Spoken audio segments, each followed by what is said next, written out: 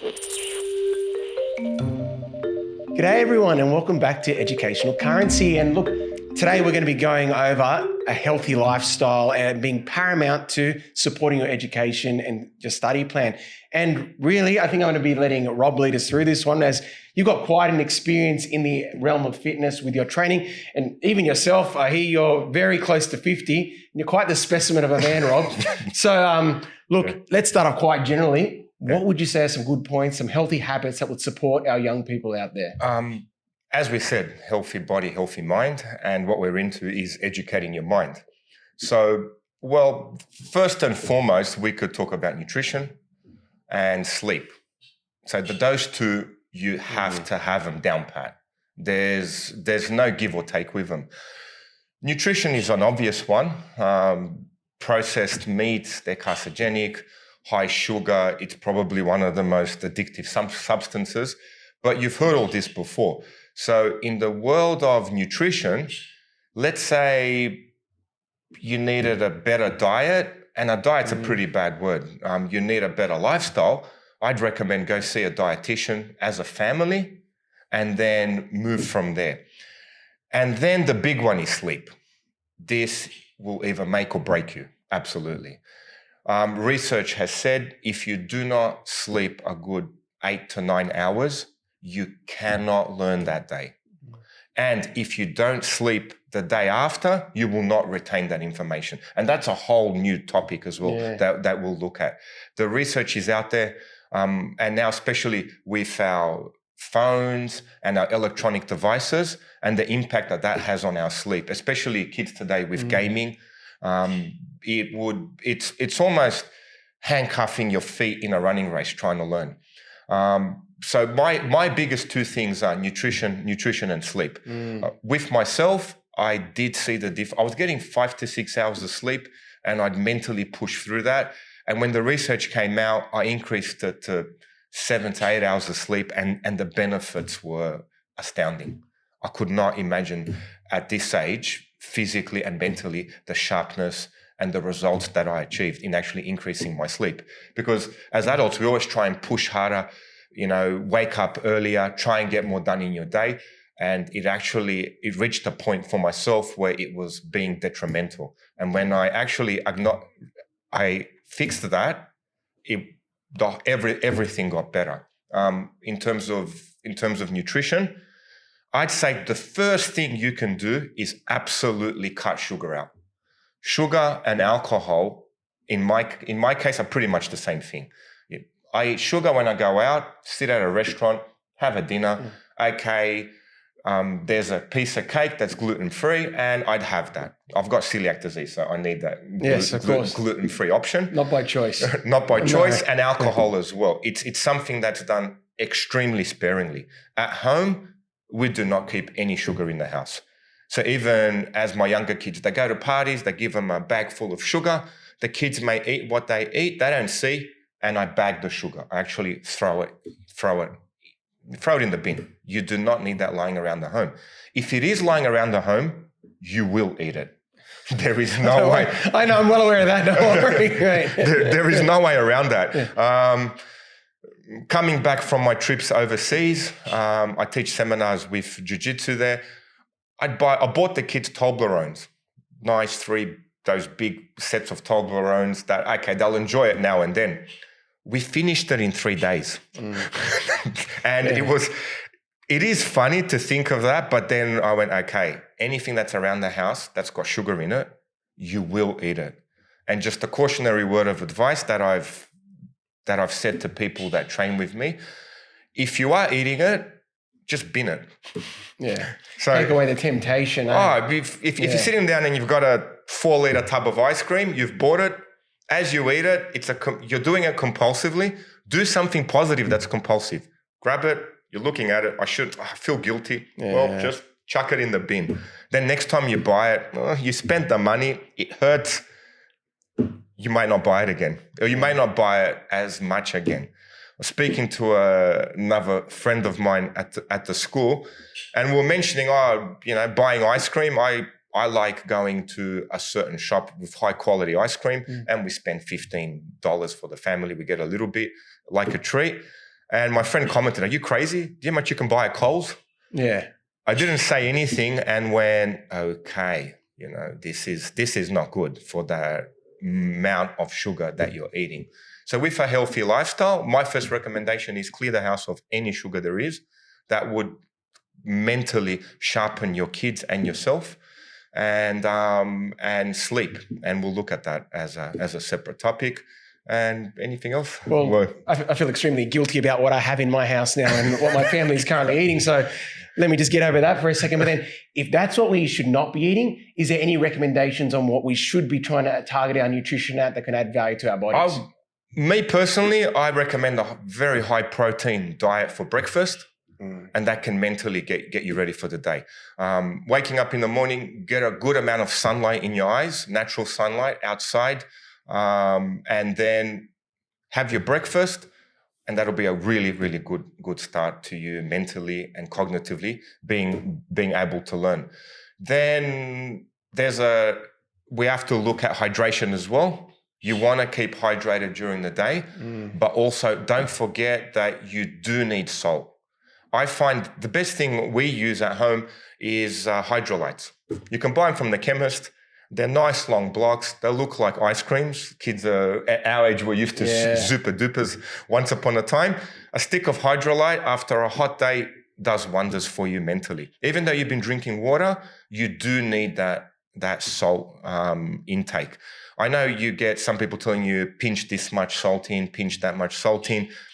The taste may not be too good and how much salt is enough, but a stick of hydralyte from the chemist, I find is very beneficial for adults and kids. And you obviously really need those hydration. Like I've seen your videos on social media at the end of the Brazilian Jiu-Jitsu sessions. Oh, yeah. The mats are just flooded with sweat. Flooded with sweat. You're mopping the floor. You'd probably drop about 3-4 kilos of weight. So you do need to bring that water back in, but you have to have that sodium intake. When you go to the hospital and they put you on a drip, it is sodium that they put you on to rehydrate you.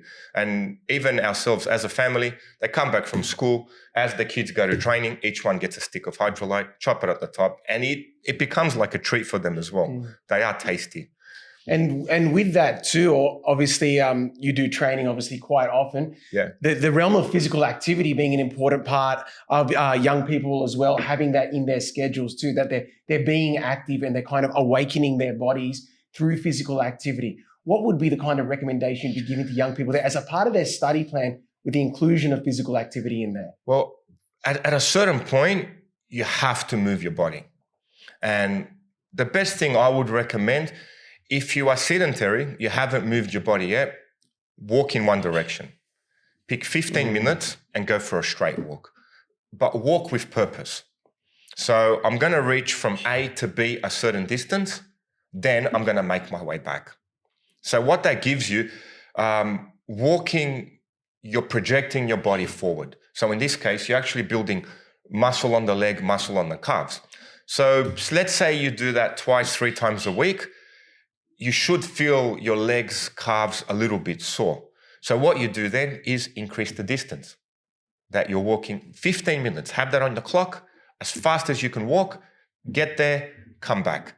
Then at a certain point, you could increase to a little bit of a jog. But still, where you get to in 15 minutes, make your way back. I guarantee you, after a certain number of months, you will run those 15 minutes. And after a certain time, run 5 kilometers. Measure the time you're doing 5 kilometers. Could be half an hour, could be 32 minutes. Then you bring it down to under 30 minutes, 25 minutes, and then you're really fit. I've had one student, he's a teacher now. I mean, he was very, very sedentary in his life when he was in high school. Coming to training, the man does, I think, 5 kilometers in 18 or 19 minutes now. And it's just a matter of conditioning yourself. We've got a teacher at our school. He's actually a little bit older than me. I consider him a mentor. At 30 years old, he was overweight and he started running and he trimmed himself right down. And now when we have our cross country, he runs with all the students. These are the Year 12s, and he always gets a top 5 place. Yeah. And this is against, it's quite kids, amazing. He's extremely fit. Extremely fit kids that are athletes. And from what the other teacher said, he wasn't when he was 30. Yeah. So you can always change it, bring whatever your condition is, you are what you've done the last 5 years, I'd say. And it's actually a really good example you gave there of the starting off with the walking as well as your basic foundation, because I know when I walk and I go out for a walk, it's not just good for my body, it gives you a chance to think and it supports mental health, doesn't it? And that's another important feature, supporting mental health as a part of it. These activities such as walking, what else would you be saying activities could support that mental health side as well? Oh, just to clarify, pharmaceutical companies cannot produce a drug that your body produces from exercise. If they did, it would be the number one company in the world. It would be the most valued company. Al Natural is the best. Al Natural. Yeah.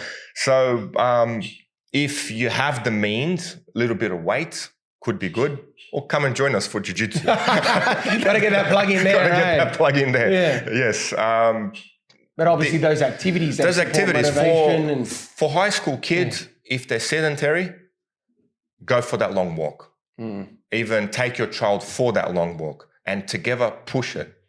It's not easy once you've got into a high carbohydrate diet. Even, for example, there's no sugar, but you eat a lot of rice. The body changes it into sugar anyway. You eat a lot of carbohydrates, the body changes it into sugar anyway. So your insulin level spikes, and then when it drops, you're tired, you just don't want to do anything, you can sit on the couch, which is naturally what our body does. So as a parent, grab your child, go for that walk, and you'll see the benefits. And that, once again, almost brings us back to that whole idea of having schedules during extremely stressful times, like studying for the HSC, that these things should be a part of that schedule. It is not a healthy habit to be just focused on study with nothing outside of that. By having times for physical activity or getting out of the house for mental health and go on these walks, extremely important. Obviously in supporting that mental health, giving your brain a break and obviously letting it rejuvenate and process things in mind, and then obviously coming back to that. Extremely important, that schedule being a foundation. Absolutely. It goes back to our previous talk on actually creating a schedule. Within that schedule, you do want to create these activities. Now, for the others that do have a physical activities during the week with sporting commitments, etc., then you have to address sleep and nutrition. So once you get into a good habit and a good lifestyle, everything changes. Not just your child, your whole family. And I think it's been researched and documented enough where if the parents and ourselves can do that, it just makes the teacher's job so much easier. Okay, and the final thing I want to highlight, and one thing that I also see through your social media page with Brazilian Jiu-Jitsu, with physical activity and maintaining a healthy lifestyle, the social connections that are developed. Like you said, either whether it's just going out for a walk with your child to support them and being able to have those chats while on the walk, or joining a group such as in Brazilian Jiu-Jitsu and the bonds that are formed. And even within school too, you know, the clubs that are formed, computing clubs, debating and all that, the bonds that are developed there, those being very important foundations of a healthy lifestyle. I'd say, and people can contest to this, there's nothing worse than being socially isolated. That would be the biggest key indicator to, okay, something's happening here. Should be addressing any mental issues. So we are humans. We do need that human interaction. And I think with a healthy lifestyle, with having that balanced approach to the schedule, you are opening those doors to actually having those human connections, having the energy to actually go out there and create those bonds that are very important for us.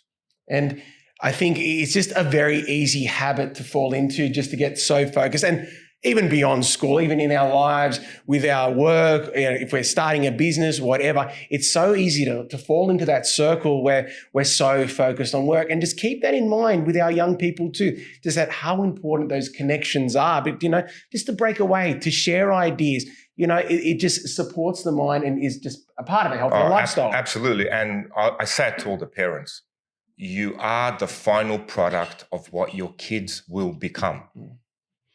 We can influence them a certain way. We'll teach them the best we can. We try and improve. That's what this podcast is about as well for me and you. But at the end of the day, as a mum and a dad, you represent them as adults. So at home, if the parents can change into a more healthier approach, that always filters down to the kids. I've had the conversations with parents where they say, oh, I've put on weight, kids don't finish their meal and I seem to be finishing it. What are you feeding them? This is what you need to address. And as parents, we all want the best for our kids. We all want our kids to be better versions of ourselves. But if we can be better versions of ourselves, our kids will become that.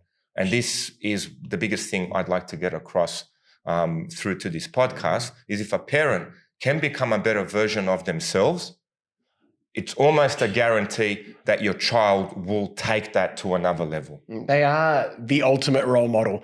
That's what you've got to remember at home, that your child always looks up to you. Even during those teenage years when you're going to be clashing, they're only temporary and they're always going to be looking at you as kind of the template for guidance. So any type of these habits that you can express yourself, they will follow. And that is just, once again, the importance and the influence of the parent as the ultimate mentor. Absolutely. And this is such a big topic that we will need to have a talk on sleep.